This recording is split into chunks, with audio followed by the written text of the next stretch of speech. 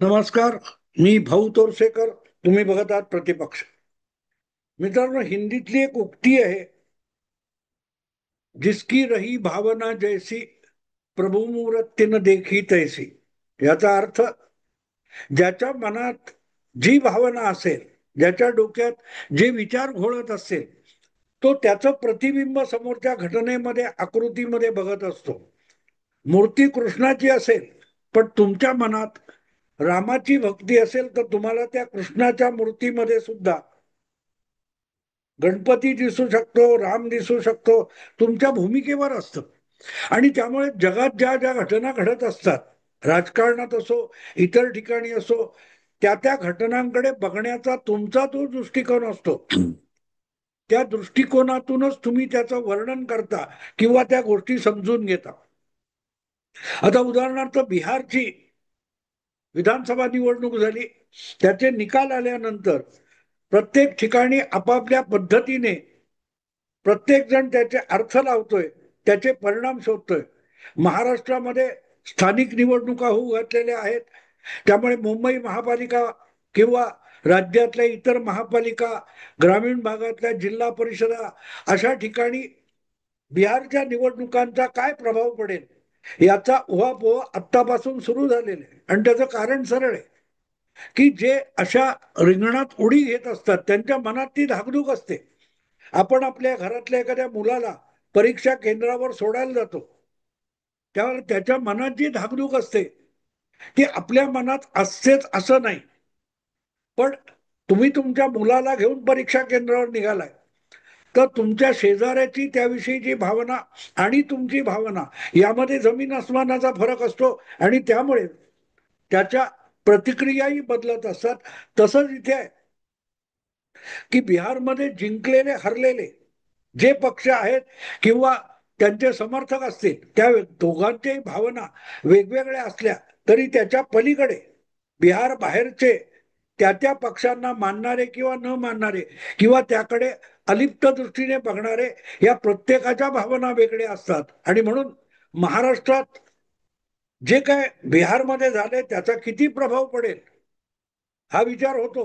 आणि जर तो महाराष्ट्रासारख्या 1200 किलोमीटर दूर वसलेल्या राज्यामध्ये जर बिहारच्या विधानसभांचा प्रभाव काय पडेल याची चिंता आणि चर्चा चालू असेल, तर जी दोन राज्य बिहारला अगदी लागून आहेत, एक म्हणजे पश्चिम बंगाल आणि दुसरं म्हणजे आसाम. आसाम थोडा वर आहे, पण आसाम आणि बिहार ही तशी तुलनेने जवळची राज्य मानली जातात.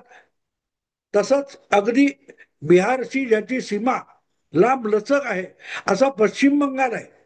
आणि लवकरच या दोनही राज्यामध्ये विधानसभा निवडणुका व्हायच्यात आणि तशाच त्या तमिळनाडू आणि केरळमध्ये पण व्हायच्यात. पण केरळ आणि तमिळनाडू हे बिहारपासून खूप दूर वसलेली राज्य आहेत. आसाम आणि बिहार, आसाम आणि बंगाल हे बिहारच्या इतके जवळ आहेत की त्याचा थोडाफार प्रभाव पडणार. आणि तो कसा पडेल याची चिंता असणं स्वाभाविक आहे. त्यामध्ये परत आणखीन एक गोष्ट अशी आहे, की बंगालमध्ये लागोपाठ 3 निवडणुका विधानसभेच्या जिंकून ममता बॅनर्जींनी 15 वर्ष तिथे सत्ता राबवलेली आहे.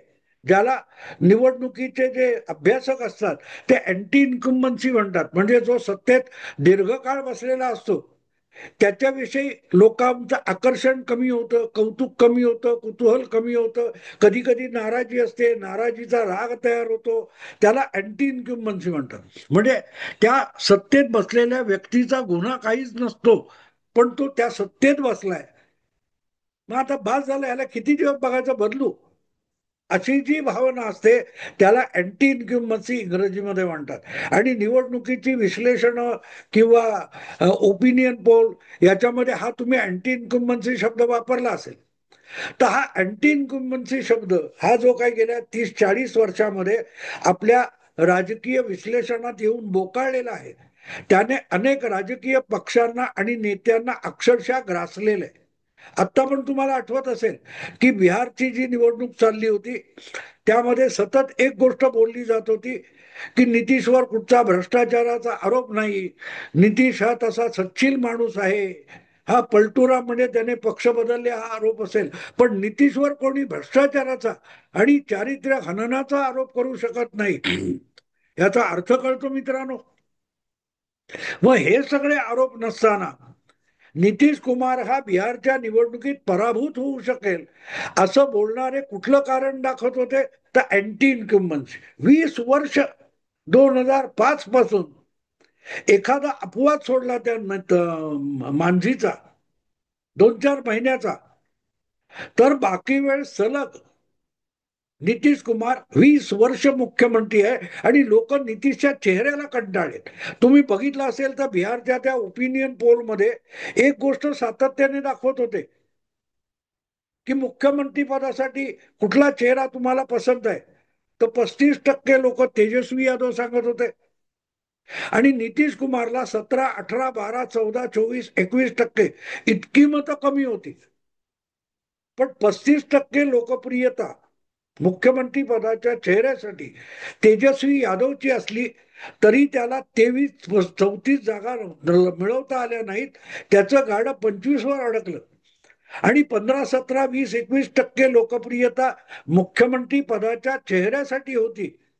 त्या नितीश कुमारच्या पक्षाला जवळजवळ 85 आमदार निवडून मिळाले. तेव्हा सांगण्याचा हेतू असा की दीर्घकाळ सत्तेत असणं हे एक कारण सत्तेत बसलेल्याला भेडसावत असतं.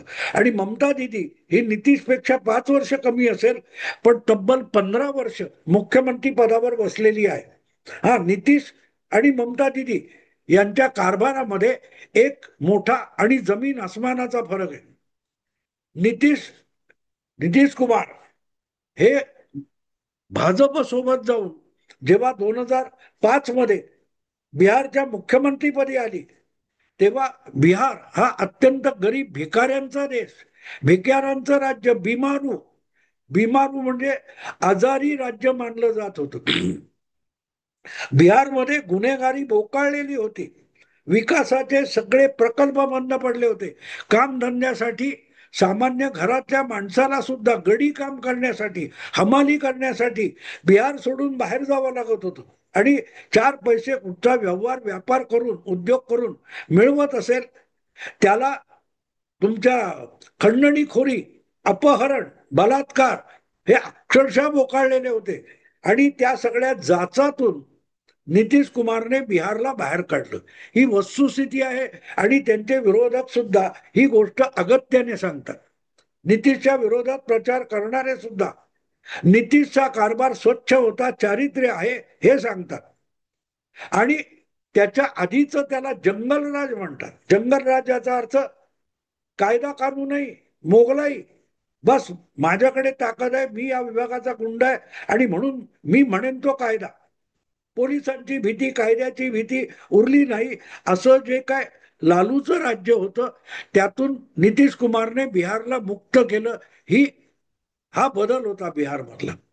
आणि दुसरीकडे लालू सारखी गुंडगिरी म्हणता येणार नाही, पण डाव्या पक्षाचं एकपक्षीय मार्क्सवादी सत्ता आणि गुंडगिरी आणि त्यांना पाठीशी घालणारं प्रशासन याचं जे तब्बल 30 वर्षाचं राज्य होतं ते कोणीतरी मोडून काढायला पाहिजे होतं.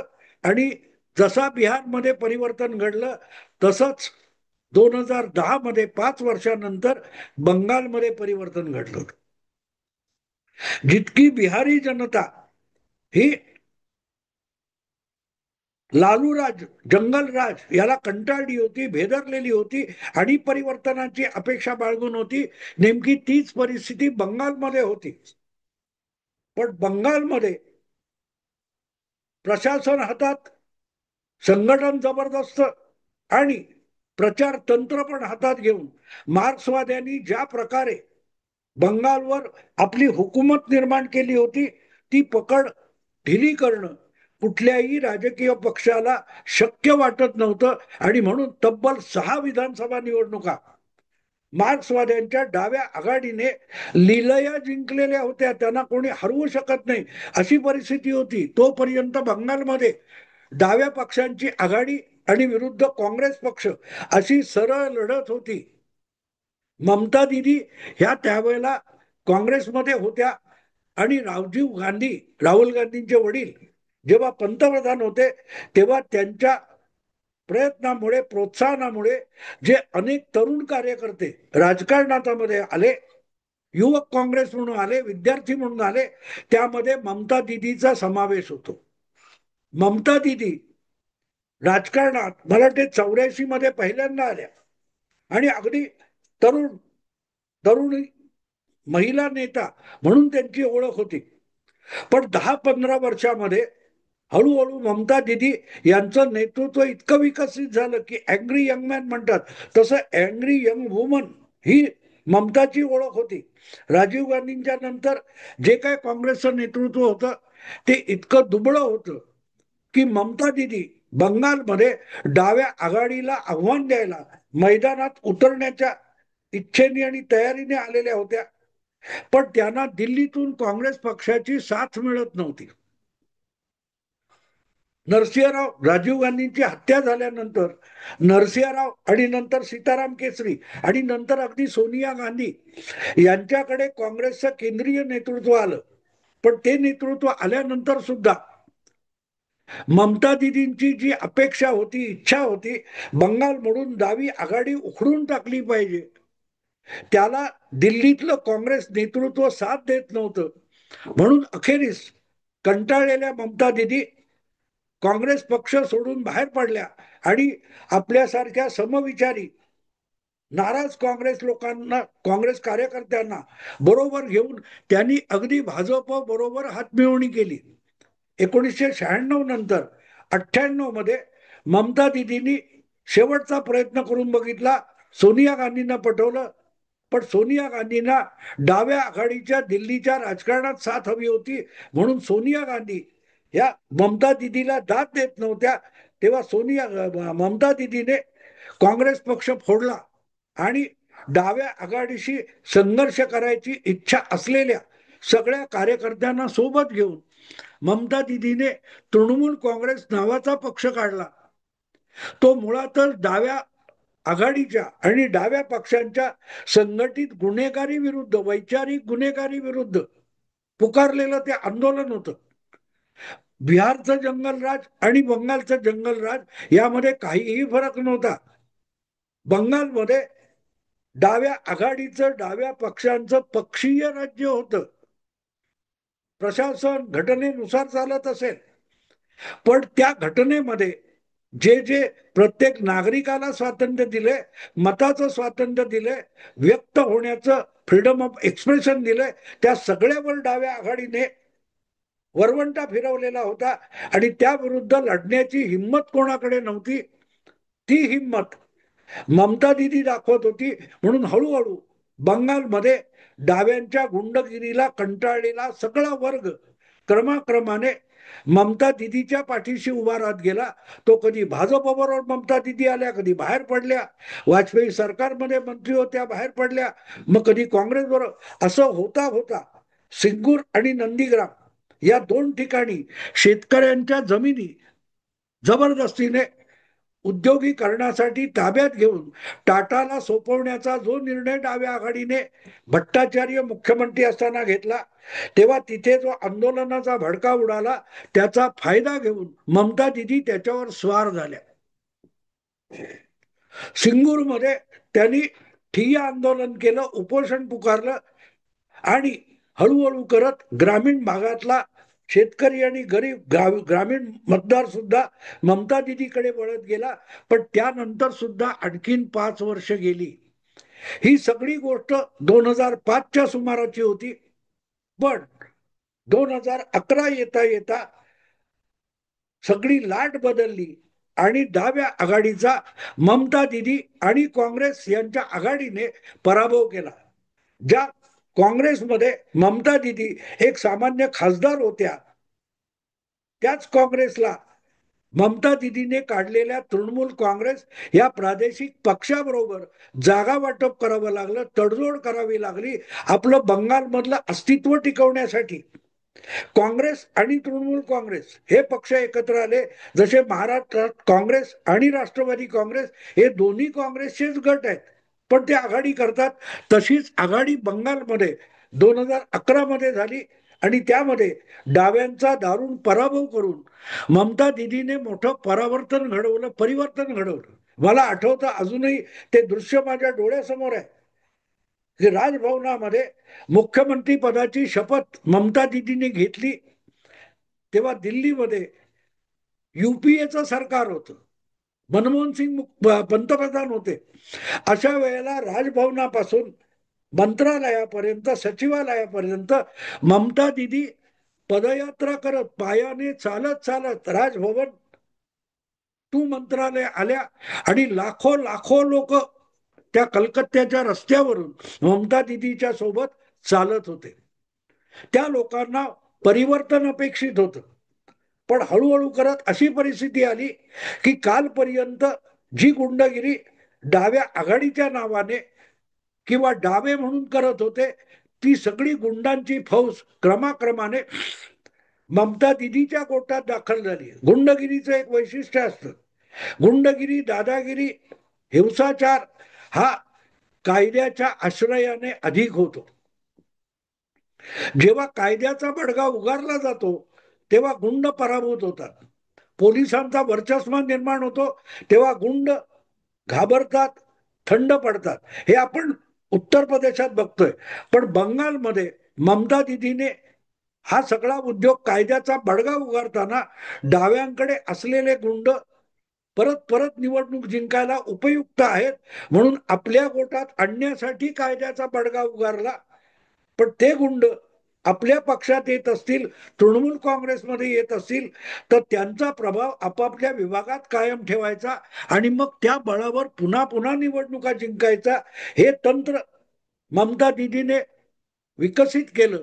आणि त्यामुळे कालपर्यंत जिथे डाव्यांची आघाडी चालायची, 10 वर्षामध्ये डाव्यांचा मागमूस राहिला नाही आणि तितक्याच गुंडगिरीखाली अख्खा बंगाल गेली 10-12 वर्ष, 15 वर्ष भरडला जातोय.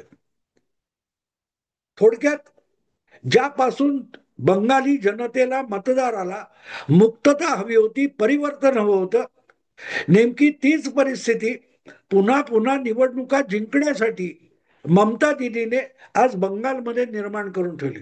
तुम्हाला आठवत असेल 2019च्या लोकसभा निवडणुकीमध्ये भाजपने तिथे जी मुसंडी मारली तेव्हा ममता दिदीचं धाबं दणाणलेलं होतं. त्यामुळे विधानसभा निवडणुकीमध्ये ममता दिदीने आपल्या सगळ्या गुंडांना मोकाट सोडलं होतं आणि पोलिसांनी कायद्याच्या मुसक्या बांधल्या होत्या. आणि त्यामुळे अवघे 3 आमदार असलेला भारतीय जनता पक्ष ममता दिदीच्या गुंडांशी संघर्ष करून सुद्धा 77 आमदारांपर्यंत पोहोचला. पण ममता दिदीने आवश्यक असलेलं निर्विवाद बहुमत मिळवून परत एकदा सत्ता काबीज केली आणि 5 वर्ष ज्या प्रकारचं सत्ता चाललेली आहे त्याला आज बंगालची जनता विटलेली आहे. आणि त्यामुळे बिहारमध्ये नुसतं जंगल राज याची आठवण करून दिल्यानंतर जो लालू प्रसाद यादव आणि काँग्रेस आघाडीचा सुपडा साफ झाला, त्याच प्रकारचा आक्रमक प्रचार आणि प्रभाव जर बंगालमध्ये पडला तर येत्या 4-5 महिन्यामध्ये होणाऱ्या निवडणुकीत बंगालमध्ये मोठं परिवर्तन होऊ शकेल.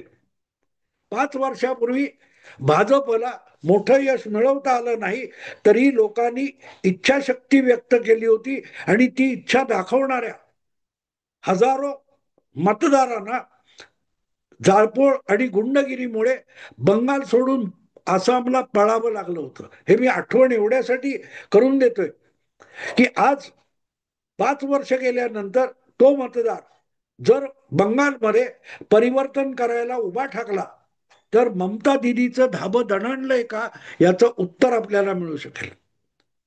ममता दिदी बंगालमध्ये, बिहारमध्ये ज्या प्रकारे मतदान झालंय आणि त्यामध्ये झिरो हिंसाचाराला स्थान सुद्धा निवडणूक आयोगाने दिलं नाही आणि SIR केलं, त्याचा एकत्रित परिणाम बिहारमध्ये जो झालाय ते बघून ममता दिदीचं धाबं दणाणलेलं आहे. SIR म्हणजे बोगस मतदानाला जागा नाही, गुंडगिरीला तर नाहीच नाही, पण गुंडगिरीने बोगस मतदान करून सत्ता टिकवणं यावेळेला शक्य होणार नाही, हे चित्र ममता दिदीला साफ साफ दिसतंय. आणि ममता दिदी येऊ घातलेल्या 4-5 महिन्यातल्या विधानसभा निवडणुकीने आज भयभीत झालेली आहे. तिच्या समोरचा सगळ्यात मोठा सवाल तो आहे की सत्ता टिकवायची कशी. आणि बिहारचा मतदार परिवर्तनाला इतका आसुसलेला होता की त्यांनी बिगर भाजपा पक्षांचा सुपडा साफ करून टाकला असेल, तर बंगालमध्ये आपल्या सत्तेला घरघर लागली हे ममता दिदीला कळतंय. असो मित्रांनो, आत्ता थांबतो. आवडलं लाईक करा, शेअर करा आणि प्रतिपक्षाला सबस्क्राईब करा. नमस्कार.